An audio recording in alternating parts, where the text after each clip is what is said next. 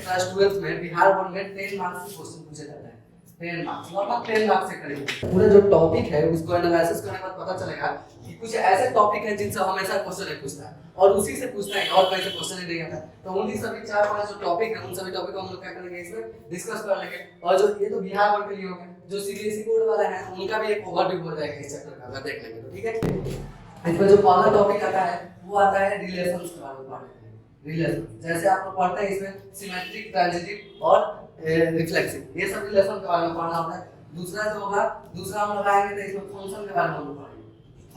Function में हम लोग पढ़ेंगे 1 1 1 2 इनटू ये सब फंक्शन। थर्ड नंबर जो है, थर्ड नंबर में हम लोग क्या पढ़ते हैं, आगे चलेंगे तो इसी फंक्शन से रिलेटेड फंक्शन का क्या होता है, एक कंपोजिशन होता है, कंपोजिशन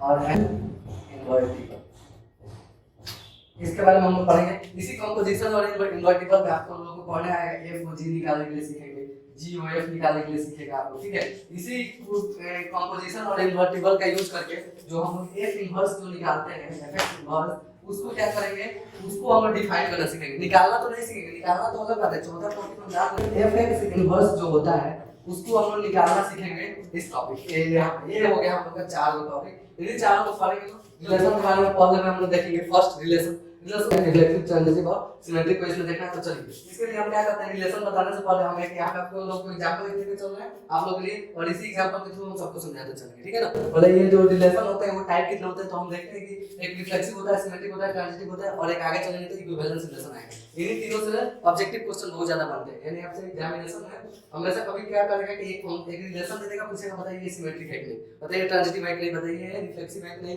यही सब आपसे पूछेगा, ठीक है। बताइए ये होगा। और अगर 5 मार्क्स का पूछना होगा तो उसको क्या करेगा, एक रिलेशन दे देगा, बोलेगा कि शो कीजिए कि ये इक्विवेलेंस है। 3 होते हैं, पहला जो होता है क्या होता है, रिफ्लेक्सिव ले लेते हैं, रिफ्लेक्सिव।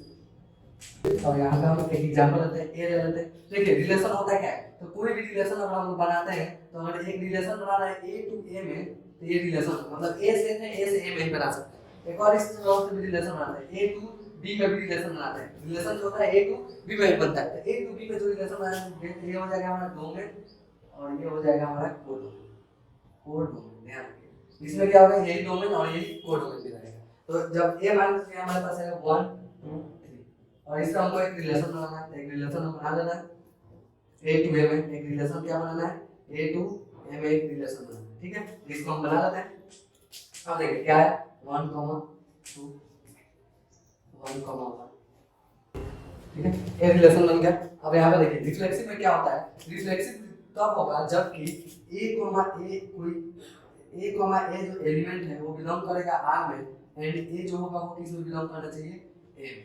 फॉर ऑल ए जो होना चाहिए ए का, मतलब जैसे कि यहाँ पे दिया हुआ है 1 2 3 है तो इसका 1 1 2 2 3 इस तरह का अगर रहेगा रिलेशन तो वो क्या होगा, रिफ्लेक्सिव होगा। तो इस तरह का है कि देखिए ए कॉमा ए है, इसमें 1 1 है, 2 2 है, 3 2 है, 3 है, ये क्या हो जाएगा हमारा, ये जो रिलेशन है वो रिफ्लेक्सिव हो जाएगा। क्या होगा, रिफ्लेक्सिव हो जाएगा। सिमेट्रिकली क्या होता है कि a1 a2, ठीक है, belongs to r and a2 a1 ये भी बिलोंग्स टू r, ठीक है। मतलब कि कोई जैसे कि a b एक होना चाहिए जो r में बिलोंग करना चाहिए, या एंड b a जो होना चाहिए ये भी किसमें बिलोंग करना चाहिए, r में। a1 a2 लिखिए या a भी लिखिए, तो a भी लिख दिया है फिर भी आसानी से समझ में आ जाएगा। तो a भी जो होना चाहिए क्या होना चाहिए, a b तो b a भी होना चाहिए। तो ऐसा अगर रिलेशन दिया हो, ऑब्जेक्टिव में क्वेश्चन पूछा हो कि बताइए कि ये सिमेट्रिक है कि नहीं, तो इसमें हम क्या देखेंगे, 1 2 है तो 2 1 है कि नहीं, ये देखेंगे। अगर 1 3 है तो 3 1 है कि नहीं, अगर यहाँ पे 2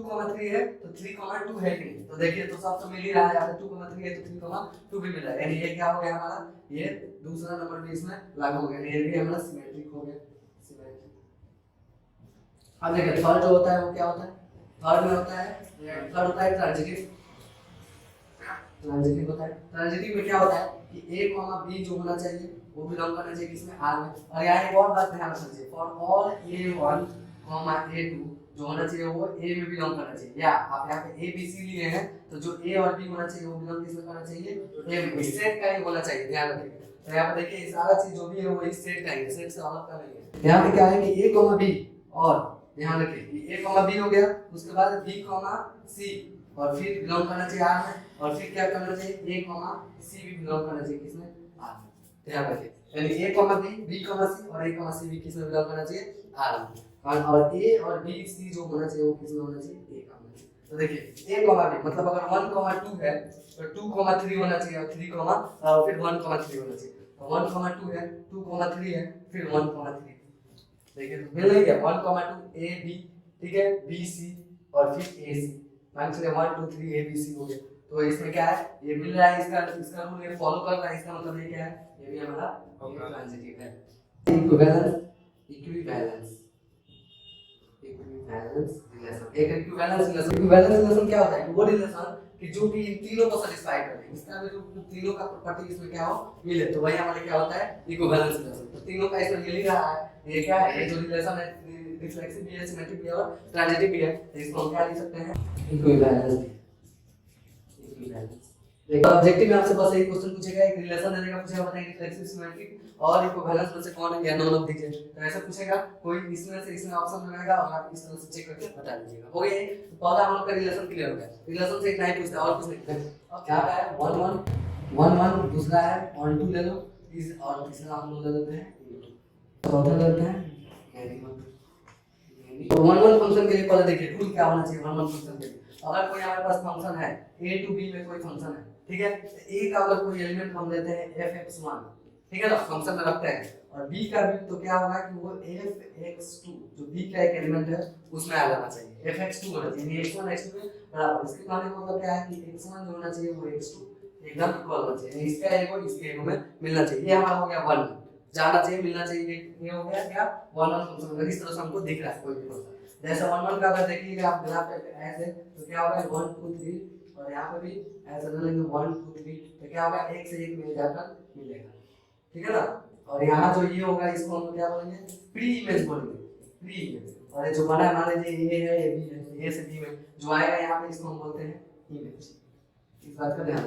अब हमारा 1 2 जो है तो कोई फंक्शन है f, ठीक है ना, a टू b में ये भी बन रहा है, तो हमको ध्यान रखना है कि range of f is equal to क्या होना चाहिए b। फंक्शन का जो रेंज होना चाहिए वो कहां तक जाना चाहिए b के बराबर होना चाहिए। कहने का मतलब क्या है कि f a जो होना चाहिए वो b के बराबर होना चाहिए। तो अगर कोई आपके पास फंक्शन है fx इज इक्वल टू यहाँ पे अगर दिया हुआ है x + 2, तो अगर आप 1 यहाँ पे रखते हैं तो ये जो 1 अगर f1 अपन निकालते हैं तो इधर 3 आता है, तो 1 वाला a में होना चाहिए और 3 वाला किस में होना चाहिए b में होना चाहिए, तो वहीं जाकर हमारा क्या होगा 1 2 फंक्शन होगा। इसके जितने एलिमेंट हैं सारे इसमें मिलने चाहिए, a के सारे एलिमेंट b से जाकर मिलना चाहिए, एक भी छूटना नहीं चाहिए। इसका अगर हम बनाते हैं ग्राफ अगर खींचेंगे तो क्या होगा, तो मान चलिए ऐसे लेते हैं, एक यहाँ पे ऐसे लेते हैं 1 2 3 4 1 2 3 4 5, फिर एक तो ये हो गया, दूसरा एक यहाँ पे लेना है, एक यहाँ पे लेना है 1 2 3 4 5 6 1 2 3 4, ठीक है। अब चलिए 1 2 यानी होता है क्या, प्रत्येक f का a का सारा एलिमेंट b में मिलना चाहिए, यानी a का ही b होना चाहिए, समझ में आया ना, अभी बताया तो अलग नहीं जाना चाहिए, यानी निकाले इसका निकाले तो अलग चलेगा, यानी रेंज क्या होना चाहिए फंक्शन का b होना चाहिए, यानी a निकालेंगे तो b आना चाहिए। देखिए ध्यान से, अगर मान लीजिए ये हमारा प्री इमेज है, यहाँ पे इमेज बन रहा है, ये है और ये है, तो प्रत्येक एलिमेंट प्रत्येक से मिलना चाहिए। तो देखिए a से मिल गया, ये मिल गया, ये मिल गया, इससे ये आ गया और इससे ये, कोई नहीं छूटेगा, इधर कोई छूटा इधर कोई छूटा इधर तो छूटा नहीं, इधर तो सारा इधर आकर क्या होना चाहिए मिलना चाहिए, इसमें कोई नहीं छूटना चाहिए। ध्यान रखिए इमेज में कोई नहीं छूटना चाहिए, ठीक ना, नहीं प्री इमेज। तो यहाँ पे हो गया। अब देखिए एक तरह से और मिलाते हैं इसको, ऐसा होता है इमेज यहाँ पे है इमेज, ये है प्री इमेज,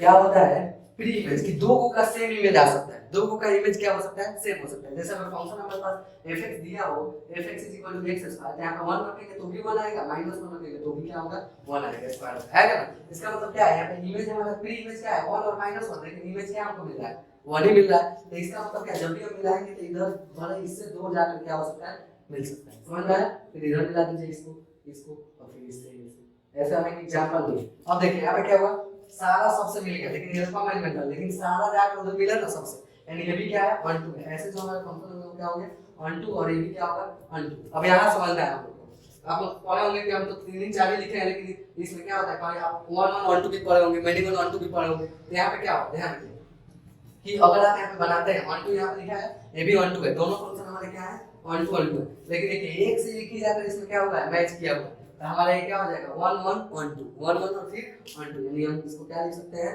1 1 भी इसमें लगा दीजिए, 1 1 1 2। समझ आया? अब देखिए यहाँ पे क्या है कि एक दो जो है एक ही से ज्यादा मिल रहा है, यानी दो का एक ही इमेज बन रहा है। एक से ज्यादा मिल रहा है कि नहीं? तो जब एक से ज्यादा मिल रहा है तो इसी को हम क्या बोलेंगे? Many one, many one onto. ये हमारा मैनी वन ऑन टू है। अब अगर क्वेश्चन आपको दे देगा, बोलेगा कि इसको प्रूफ कीजिए, बताइए एक फंक्शन दे देगा, बताइए कि ये 1 1 है और 1 1 ऑन टू है, प्रूफ कीजिए। तो हम 1 1 इसका यूज करके प्रूफ करेंगे और ऑन टू इसका यूज करके प्रूफ करेंगे कि अगर ए का जो भी रकम है वो b से आ रहा है कि नहीं। अगर टोटली b से मिलते जा रहा है और ये तो है ना, आसानी से रख लेंगे, अगर इक्वल आ जाएगा फंक्शन में तो ठीक है। जैसे हम लिए थे fx लिए थे यहाँ पे x + 2, तो अगर x1 यहाँ पर रखेंगे तो x1 आएगा, x2 रखेंगे तो x2 + 2 आएगा। इक्वल दिखाएंगे तो इससे कैंसिल हो जाएगा, हमको ये इक्वल मिल जाएगा ना। तो हम बता देंगे कि ये जो फंक्शन है क्या है, 1 1 है। अच्छा, मैनी वन क्या होता है? ज्यादा से जुड़ गया तो मैनी वन इसी को बोल देते हैं। अब हम लोग को पढ़ना है इनटू, ऐसे ही इसको समझा देना आप लोग बस ऐसे ही नाम लिखो 1 2 3 4 5। अगर ऑन टू नहीं होगा इसका मतलब क्या है? इनटू होगा। देखिए इधर प्री इमेज का बिना इमेज में कर देने के बाद भी हमारा एलिमेंट इसमें बच गया कि नहीं? जब एलिमेंट बच जाए इमेज में तो हमारा क्या हो जाएगा? जब इमेज यहाँ पे कुछ बच जाए तो यही हमारा फंक्शन हो जाएगा। और एक और बात ध्यान रखिएगा, कभी-कभी क्या करता है कि इतना चीज को लिख कर देगा, यही दे देगा ये फंक्शन ये कैसा है, 1 1 है 1 2 है कैसा है, तो बताइए f किसका रूल है? 1 1 का है कि नहीं? तो हम फटाक से 1 1 बोल देंगे। अगर ऐसा दे दे और पूछ दे कैसा है तो 1 2 हो गया। तो ऑब्जेक्टिव में ऐसे छोटे-छोटे क्वेश्चन हो गया। और चलिए f फंक्शन यहां पे दिया हुआ है, a टू b में दिया हुआ है, ठीक है। एक g फंक्शन है जो b टू c में दिया हुआ है, ठीक है। तो अगर कंपोजीशन इसका निकालना है g o f, इसका कंपोजीशन क्या हो जाएगा? g o f, दोनों को मिला कर क्या आ जाएगा मतलब g o f। और इसका जो मतलब रेंज होगा वो क्या होगा? a टू c हो जाएगा। यहां a से लेकर c। g o f निकालने का तरीका क्या होता है इसको जानना जरूरी है। अगर यहां पे आपके पास f दे दिया है x + 2, g आपके पास दे दिया है x² और आपको निकालना है g o f निकालना है। तो जब आपके पास g o f यहाँ पे निकालना है, ये दिया हुआ है f दिया है g और दिया हुआ है और g o f निकालना है, तो हम क्या लिखेंगे कि g लिख का मतलब क्या हो गया? यहाँ पे fx होगा। ऑफ का मतलब क्या है? ये ब्रैकेट ही समझ लेना, ऑफ है तो g o f मतलब कि g और ब्रैकेट में क्या होगा? fx। कहने का मतलब क्या कि g का g हो जाएगा और fx का वैल्यू कितना है? x + 2। तो लाकर यहाँ पे पुट कर देंगे और जब f + 2 हो गया तो gx, g यहाँ पे x था तो x² था, तो जब यहाँ पे x + 2 हो गया तो इसका मतलब क्या हो जाएगा? यहाँ पे x + 2 का डबल स्क्वायर होगा तो इसका वैल्यू क्या हो जाएगा? gx में ले जाके आप रखेंगे तो x + 2 का डबल स्क्वायर। फिर इसको क्या करेंगे? सॉल्व कर लेंगे। जब इसको सॉल्व करेंगे तो x² तो ये हमारा क्या निकल गया? g-o-f। तो g-o-f निकालने का तरीका हम क्या यहाँ पे सीखे कि अगर हमको g-o-f निकालना है f तो क्या हो जाएगा? g लेकर और पूरे ब्रैकेट में क्या लेना होगा? ऐसे आप चलिएगा तो जो x होना चाहिए वो कहां से आना चाहिए? a से ही आना चाहिए। अगर a से b और b से c बना है तो x जो होना चाहिए वो हमारा अगर f को g निकालना होगा gx तो क्या हो जाएगा? f यहां पर रख लीजिएगा, फिर ब्रैकेट में क्या हो जाएगा? gx हो जाएगा और फिर x जो होना चाहिए वो कहां से आना चाहिए? a से ही आना चाहिए। अगर मान लीजिए इसी का ये x वाला फंक्शन fx दिया है और यहां पे हमको gx दिया है, अगर इसी का हमको f को g निकालना होता तो हम क्या करते हैं? f को g निकालना होता तो हम यहां पे लिखते हैं f और एक ब्रैकेट देकर यहां पे क्या लिख देते हैं? gx। फिर यहाँ पे f लिखते हैं, gx का वैल्यू कितना दिया है? x² यहाँ पे लिख लेते हैं। अब इस x² को यहाँ पे g f(x) था कितना? x + 2, तो f(x² होगा तो x की जगह क्या हो जाएगा? x², यानी यहाँ पे क्या हो जाएगा? x² तो हमारा g f g कितना आ गया और g o f तो वहां पे x² में x में क्यों स्क्वायर गया? वहां पे 2 पे क्यों नहीं स्क्वायर गया? ये फंक्शन बता दीजिए। देखिए यहाँ पे क्या है? इस फंक्शन में x यहाँ है, जो चीज यहाँ है वो यहाँ पे है कि नहीं? इससे 2 कनेक्टेड थोड़े है, x से थोड़े कनेक्टेड है। हम लोग पहले बनाते थे fx इतना, तो अगर f2 निकालना होता था तो x की जगह रखते the variable. a to b में कोई फंक्शन है, ठीक है, और यहाँ पे क्या है? एक और फंक्शन आपके पास है b। यहाँ पे f फंक्शन था तो ये ऐसे था, ये जो फंक्शन था b टू a में हो गया, ये फंक्शन कैसा हो गया? इन्वर्स हो गया। तो जब इन्वर्स हो गया जब इन दोनों का हम क्या करेंगे? इस तरह से कंपोजिशन टाइप का बनने का निकालेंगे। इन्वर्टिबल है क्या? a टू b में b टू a हो गया तो इन्वर्टिबल हो गया, नहीं f इन्वर्स हो गया तो इस f इन्वर्स को निकालना हम सीखेंगे, ठीक है, f इन्वर्स। लेकिन जब इन दोनों को मिला देंगे तो क्या होगा? कंपोजिशन अगर इन दोनों को बनाएंगे तो इन दोनों को बनाए तो g o f आया कि नहीं? g पहले वो ऑफ f का गया, जब इसका हम कंपोजिशन बनाएंगे तो क्या होगा? f इन्वर्स ऑफ f हो जाएगा। समझ में आया? तो जो f इन्वर्स ऑफ f होना चाहिए, अब f इन्वर्स को हम निकालना सीखेंगे, लेकिन जब शो करने के लिए क्वेश्चन में देखा तो ये इसी रूल का यूज करें, ठीक है। f इनवर्स ऑफ f जो होना चाहिए वो आइडेंटिटी में क्या होना चाहिए? ix, यानी कहने का मतलब क्या? x होना चाहिए। यानी f और f जब हम निकालें fx कोई दिया होगा उसका इनवर्स फंक्शन हम लेंगे, इनवर्स फंक्शन लेने के बाद हमको शो करना इनवर्स है कि नहीं, तो इसका और इनवर्स फंक्शन का होगा f इनवर्स f निकालेंगे, ठीक है, f इनवर्स ऑफ f और ix यहाँ पे आ जाएगा, x यहाँ पे आ गया, x के टर्म में आ गया वो फंक्शन, तो फंक्शन हमारा क्या होगा, हम बोल देंगे ये f इनवर्स यही एग्जिस्ट करता है।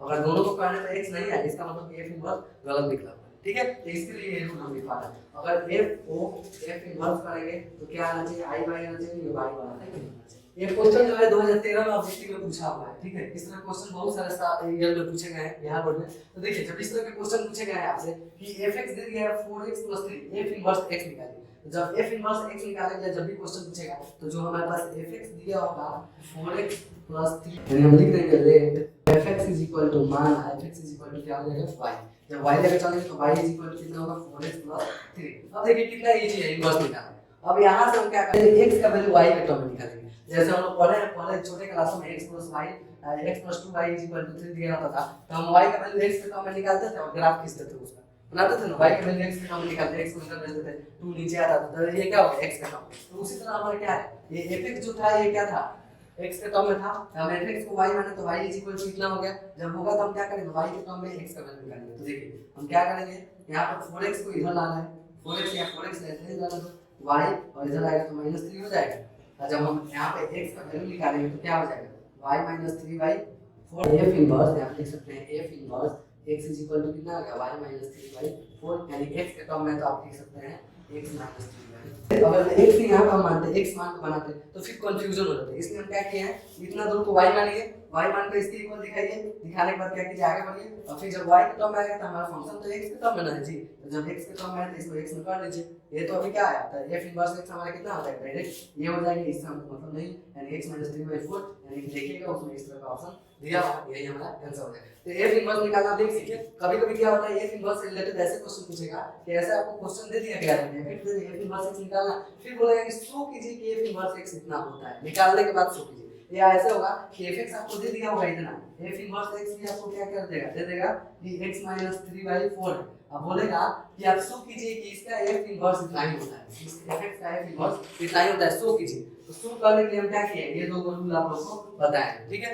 तो f को f निकालना है, हम ऑफ का किस तरह से निकालते हैं वो बताएं। तो देखिए यहां पे ध्यान से f इनवर्स ऑफ f, तो इसका f इनवर्स ऑफ f निकालिए, और fx कितना है इसमें, fx = 4x + 3 है, और यहाँ पे देखिए f इनवर्स x कितना है, ये है आपका x - 3/4। यहाँ पे जब y लिया गया है तो हम यहाँ पे y आप लोगों को लेकर बताएं, y लेकर बताएं, तो आप लोग यहाँ पे क्या रख लीजिएगा, y, ठीक है, जब निकालिएगा तब उस समय y रखिएगा, ये निकाल के आंसर बता दीजिएगा, ठीक है। मतलब यहाँ पे f इनवर्स x आप लिखिएगा तो क्या कीजिएगा बताइएगा, x - 3/4 हो गया आंसर। लेकिन जब यहाँ पे आप शो करने की बात आएगा तो फिर से यही वाला लीजिएगा, f इनवर्स x y ही लीजिएगा। अब निकालिए f इनवर्स ऑफ f, तो f इनवर्स ऑफ f निकालने का फॉर्मूला क्या होगा, ऐसा निकालते हैं f इनवर्स ऑफ fx, ध्यान रखिएगा ये f इनवर्स ऑफ का मतलब ब्रैकेट fx, तो अब fx का कितना वैल्यू है पुट कीजिए, f इनवर्स और fx का वैल्यू कितना है, fx का वैल्यू 4x + 3 है, तो 4x + 3 लाना क्या हो जाएगा, यहाँ पे हमारा f इनवर्स x का फंक्शन क्या है, x यहाँ पे है, x यहाँ पे है, ठीक है। तो यहाँ पे हमारा क्या है 4x है, तो टोटल 4x होगा, 4x + 3, ठीक है, -3/4, ठीक है। देखिएगा तो 4x में से 4x + 3 -3 और y क्या हो जाएगा 4, ये तो 0 हो गया, इससे ये कैंसिल, यानी हमारा क्या आ गया x।